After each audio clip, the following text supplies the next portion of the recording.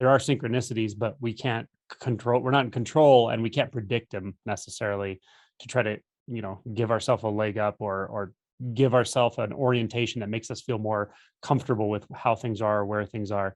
When you realize that that's not going to happen, no matter how much you try, then it's just a matter of, well, when they happen, it's wonderful. It's like a mystical experience. When it happens, great. But if you're trying to get mystical experiences, if you orient your whole practice to it, it'll just become intensely frustrating. Similar to synchronicities, or really anything, any ideal that we place upon practice and realization will be disappointed at some point, and that's fine. We're going to have ideals sometimes we don't even know about.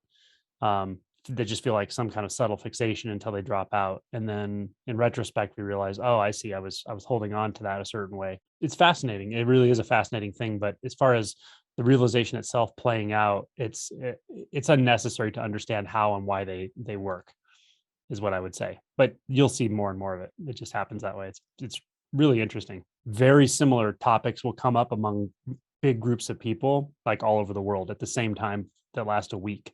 So for like a week, I'm talking about the same exact subject to multiple people. And this is really common, really, really common. And that's often how I decide to make the videos or whatever. It's just already there, and it's simple and expressing that way. So I don't know if it's just based on the conditions of the human collective conscious, but it definitely seems to happen that way. And that's just one example that I notice all the time. So don't worry about it too much. I mean, they definitely happen. Synchronicities pop up all the time, and very striking ones that are dismissible as just pure chance. That happens all the time, but it doesn't really matter. Like the part of us that wants to hold on to that, is probably, and you can investigate this yourself, is probably because it wants to understand how that works, for some control mechanism.